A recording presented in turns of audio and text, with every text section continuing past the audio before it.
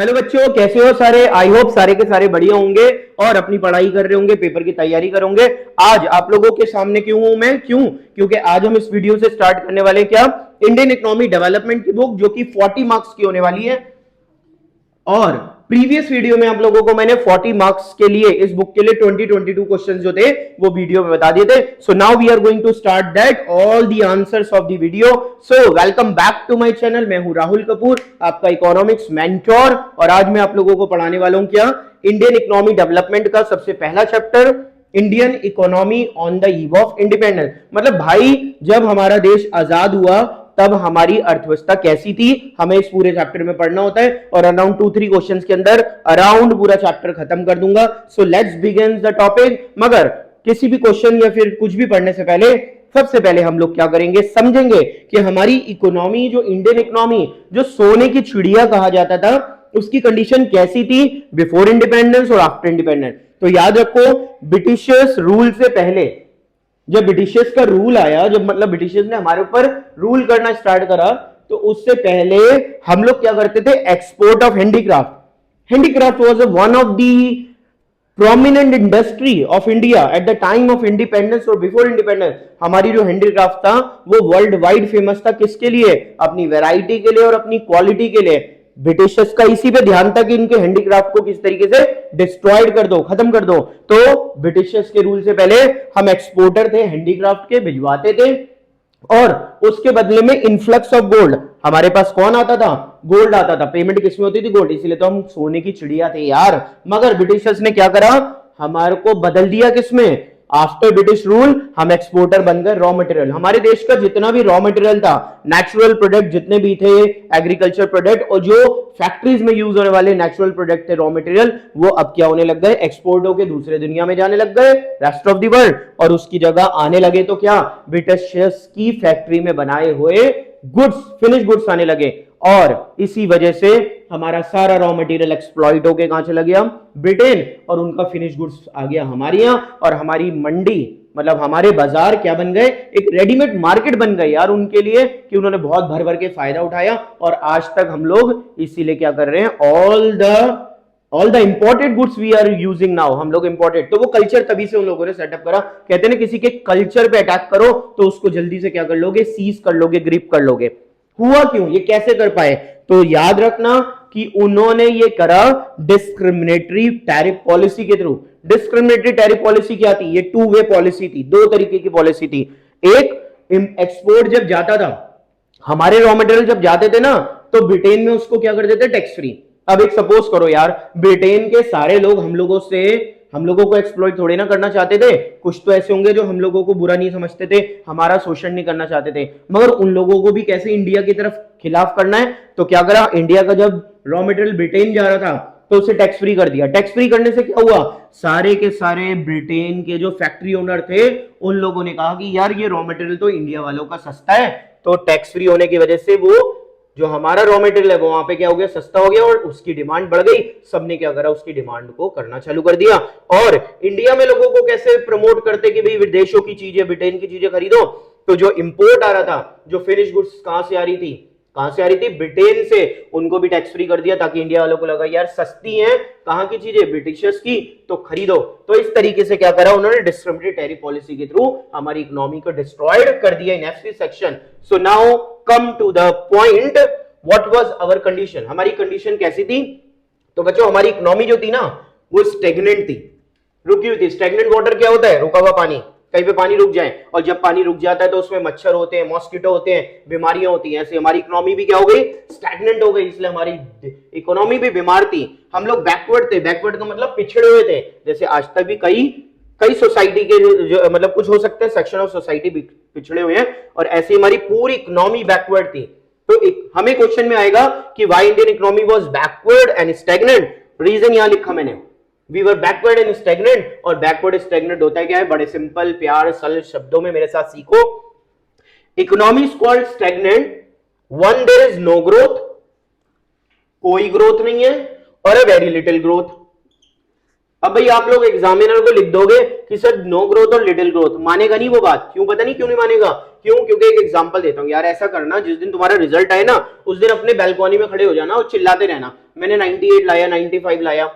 सब पागल देखेंगे यार, पागल हो गया, कुछ दिमाग खराब हो गया बच्चे का रिजल्ट आने की वजह से। मगर अगर किसी एक को भी अगर तुमने अपनी रिपोर्ट कार्ड दिखा दी ना सीबीएसई की तो तुरंत मान जाएगा। इसका मतलब याद रखना, फैक्ट्स एंड फिगर्स को क्या करना पड़ता है, backed up by the numerical figure. आप किसी को न्यूमेरिकल फिगर दे रहे हो, आपने अपने मार्क्स बता दिए, कह रहे यार सही में बच्चा कह रहा था 95 98 आए हैं, उससे पहले सब कह रहे थे इसका दिमाग क्या हो गया, चकरा गया इसका दिमाग, क्यों? रिजल्ट की वजह से। तो हमें क्या करना है, अपनी इस बात को बैक्ड अप करना है कि Indian economy why stagnant, no growth और लिटिल ग्रोथ क्यों था? क्योंकि at the time of independence real output जो एक्चुअल आउटपुट था वो 2% से कम था। रियल आउटपुट की ग्रोथ कितनी थी? 2% से कम थी। और पर कैपिटल ग्रोथ, पर कैपिटल मतलब कि पर पर्सन की कैपिटा जो थी उसकी ग्रोथ भी 0.5% थी सिर्फ। तो दो बातें क्लियर कर रही हैं कि इकोनॉमी वाज स्टैग्नेंट, रुकी हुई थी क्योंकि हमारी ग्रोथ रेट बहुत लो थी। और वाई द बैकवर्ड, तो पहले बैकवर्ड होता क्या है ये ऐसे ही शब्दों में लिखना यार, बार बार कह रहा हूं, जितना बोर्ड पे पढ़ा रहा हूं ना इसको उतार लो, समझ लो, सीख लो, एग्जामिनर को ऐसे लिख दोगे। क्यों? कि बहुत जल्दी ना मैं अपने इंस्टाग्राम पे आप लोगों को क्या करूंगा, मार्किंग स्कीम शेयर करूंगा, कुछ क्वेश्चंस के जो मार्किंग स्कीम, कई साल हो गए मुझे, 10 साल हो गए क्लास 12 इकोनॉमिक्स का सीबीएसई बोर्ड चेकिंग पे जाते हुए, तो क्या देखता हूं कि जब मार्किंग स्कीम हमारे सामने आती है ना उसमें बहुत ही हाईलाइटेड वर्ड होते हैं, घुमा फिरा के नहीं होता है। तो इकोनॉमिक्स में आप हाईलाइटेड वर्ड रखना, एग्जामिनर मार्क्स ही देगा और कुछ नहीं करेगा तुम्हें। वन देयर इज पर कैपिटल इनकम, जहां पे पर कैपिटल इनकम बहुत लो होती है उस इकोनॉमी को कहते हैं बैकवर्ड इकोनॉमी। कॉन्सेप्ट यहीं पे खत्म नहीं होगा मेरे भाई, क्या करना पड़ेगा आपको, पॉइंट देने हैं। पर कैपिटल इनकम कितनी थी हमारी? सर 230 रुपए थी खिरब, पर कैपिटल इनकम वाज ओनली 230, और bulk of the population poor थी, वाइड स्प्रेड पॉवर्टी थी, और इस तरीके से हमारी इकोनॉमी क्या थी, स्टैग्नेंट थी और बैकवर्ड थी। तो this is the first topic. अभी हमारी वीडियो खत्म नहीं हुई, वीडियो से जुड़े रहो ताकि ये पूरा का पूरा Indian economy on the eve of independence क्या हो जाए, आप लोगों को बिल्कुल क्लियर हो जाए। और इस चैप्टर से रिलेटेड जो कॉम्पिटेंसी बेस्ड क्वेश्चन है वो ऑलवेज तुम्हें बार बार वीडियो में बता चुका हूं यार, वो कहां मिलते हैं, इंस्टाग्राम पे मिलते हैं। स्कोर हंट एकेडमी हमारा क्या है, चैनल है, और हमारा क्या है, अकाउंट है, तो उसको फॉलो करते रहो, नई नई चीजें। तो पॉज द वीडियो, आराम से वीडियो को पॉज करेंगे और पॉज करने के बाद वीडियो को एक बार दोबारा देखेंगे, नोट डाउन कर लेंगे। कम समय में ज्यादा मेहनत कैसे करनी है इसको ध्यान रखना है, तो pause the video, note it down. So moving next to the topic of this chapter which is land settlement system, जिसे हम लोग क्या कहते हैं, which is called zamindari system. Zamindari system, land settlement system कौन सा सिस्टम था, जमींदारी सिस्टम था। और cause of the low agriculture growth, मतलब हमारे देश की एग्रीकल्चर ग्रोथ नहीं हो पाई थी because just land settlement system. तो इसके बारे में ध्यान से समझो कि सबसे पहली बात तो ये क्या था, worst exploitive system, worst exploitative system था। दुनिया जहान का सबसे ज्यादा एक्सप्लॉइटेटिव सिस्टम कौन सा सिस्टम था, जमींदारी सिस्टम। इस सिस्टम में क्या हुआ, ब्रिटिशर्स ने क्या करा, ओनर टाइटल किसको दे दिया, जमींदार्स को। ओनर्स का टाइटल किसे दे दिया बच्चों, जमींदार्स को दे दिया। मतलब कि अब जो भूमि के मालिक थे वो कौन बन गए, जमींदार बन गए। और टिलर कौन हो गए, टिलर फार्मर हो गए। तो यहां पे ध्यान से प्यार से समझो कि ओनर जमींदार, टिलर, टिलर माने मेहनत करने वाला, जमींदार। अब एक ट्रायंगुलर रिलेशन बन गया, there is a triangular relation. उसमें सबसे ऊपर कौन बैठा है, ब्रिटिशर्स, एक कोने पे कौन बैठा है, जमींदार, दूसरे कॉर्नर पे कौन बैठा है, टिलर। अब होता क्या था, Britishers charge fixed amount of rent. Britishers क्या करते थे, ये ब्रिटिशर्स जमींदारों से रेंट का फिक्स्ड अमाउंट, फिक्स रेंट लेते थे, कहते थे इतना परसेंट हमें रेंट देना है, हमें दे दो। अब जमींदार्स क्या करते थे, जमींदार्स को दो बातें करनी है, एक तो रेंट पे करना है, किसको, ब्रिटिशर्स को, ब्रिटिश गवर्नमेंट को, और दूसरा उन्हें क्या करना है, अपनी affluent life affluent life, affluent life का मतलब क्या है? शानो शौकत, मतलब राजा महाराजाओं की तरह भी तो रहना था, शानो शौकत वाली जिंदगी क्या करनी थी, बितानी थी। तो उन्हें ब्रिटिशर्स को तो फिक्स रेंट लेना है और एफुलेंट लाइफ भी क्या करनी है, जीनी है, मतलब राजा महाराजाओं की तरह रहना है। तो जमींदार टिलर्स से क्या करते थे? मैक्सिमम रेंट लेते थे, मैक्सिमम रेंट। तो there was a triangular relation. और आप इसमें देखो कि जब जमींदार टिलर से मैक्सिमम रेंट लेते थे, मतलब कि जितना भी वो खेती करके उगाते थे ना, कल्टीवेट करते थे, सारे वो जमींदार ले देते थे। इसका मतलब फार्मर्स के पास, फार्मर्स हैड नथिंग, फार्मर्स के पास सरवाइव के लिए कुछ नहीं बचता था। And that is why this system is called most worst exploitative system around the world. पूरी दुनिया में सबसे ज्यादा एक्सप्लॉइटेड सिस्टम था। तो ये सिस्टम, इस सिस्टम के अंदर ट्रायंगुलर रिलेशन क्या था, कैसे कैसे सिस्टम एक्सप्लॉइट करता था, ये सारी बातें हम लोगों ने समझी हैं। और बोर्ड पे मैंने वो हटाया नहीं है, before and after British rule, उसे हम ध्यान में रखते हुए माइंड में चल रहे। So pause the video, video को पॉज करेंगे, देखो प्यार से ध्यान से सारा समझा करो, वीडियो पॉज कर लिया करो, नोट डाउन कर लिया करो, कम समय में ज्यादा मेहनत करनी है तो फिर हम लोगों को क्या करना पड़ेगा, इसको पढ़ना पड़ेगा। So pause the video and note it down. So the next topic of this chapter is all about deindustrialization by discriminated tariff policy. तो deindustrialization by discriminated tariff policy इस टॉपिक को पढ़ने से पहले ध्यान दो कि deindustrialization मतलब इंडस्ट्रीज को तोड़ना, इंडस्ट्रीज को खत्म करना, उसे कहते हैं deindustrialization। अब इंडस्ट्री थी कौन? Only and only we have only what? Handicraft. हमारे पास सिर्फ कौन सा बिजनेस था? हैंडीक्राफ्ट बिजनेस था। Indian handicraft was worldwide famous for its variety as well as its quantity। तो क्वालिटी और वैरायटी दोनों के लिए क्या था? क्वालिटी के लिए दोनों फेमस था। अब ब्रिटिशर्स चाहते थे इसको डिस्ट्रॉय कर दे, तो उन्होंने हमारे हैंडीक्राफ्ट को डिस्ट्रॉय करने के लिए कौन सी पॉलिसी ऑप्ट करी? Discriminated tariff policy. अब what is discriminated tariff policy? Policy को डिस्क्रिमिनेटिव टैरिफ पॉलिसी तब कहा गया जब हमारा जो एक्सपोर्ट था, जो हमारा रॉ मटेरियल था, वो सारा कहां चला गया? टैक्स फ्री होके बाहर चला गया। और ब्रिटिश की फैक्ट्री में जो, ब्रिटेन की फैक्ट्री में जो गुड्स बन रहे थे वो यहां जब आए वो भी टैक्स फ्री हुए। तो this is called discriminated tariff policy. अब इसने क्या रोल प्ले करा? To exploit wealth of raw material. Bharat बड़ा क्या था? वेल्दी था रॉ मटेरियल में, तो इसको एक्सप्लॉइट करने के लिए ये डिस्क्रिमिनेटेड टैरिफ पॉलिसी ऑप्ट करी। उसके बाद लाइक कॉटन, जूट, हमारे रॉ मटेरियल लाइक कॉटन है, जूट है, सब वो बाहर ले जाते थे। To exploit India as a potential market. Bharat उनके लिए एक पोटेंशियल मार्केट, एक रेडीमेड मार्केट, मंडी बन गया था। क्यों? इंडिया की पॉपुलेशन वहां से बहुत ज्यादा थी और वहां पे बन रही थी दिन रात फैक्ट्रीज में क्या? गुड्स। तो यहाँ पे कंजप्शन करने वाले क्या थे? ज्यादा थे। उन्होंने कहा टैक्स फ्री करो और यहाँ के लोगों को लालच दो कि वहां से आने वाली चीजें सस्ती है और इंडियन गुड्स क्या है? महंगी है। इंडस्ट्रीज प्रोडक्ट, जो ब्रिटेन के इंडस्ट्रियल प्रोडक्ट हैं वो भारत में आ गए और भारत के बाजारों में बिक रहे हैं। एक वर्ड बहुत ध्यान से मार्क कर लेना, अंडर मार्क करके जरूर आना। Indian markets were penetrated by British goods. Britain की गुड्स से हमारे जो मार्केट है वो ठूस ठूस के भर गए। पेनेट्रेटेड का मतलब होता है ठूस ठूस के भरना। जैसे बोरा ले लो, उसमें ठूस ठूस के भरे जा रहे हो। अब इंडिया की कैपेसिटी नहीं है फिर भी वहां से आ रहा है गुड्स, तो उसे कहते हैं पेनेट्रेशन। और ये पेनेट्रेशन कैसे हुआ? This has been happened by what? It is happened by discriminated tariff policy.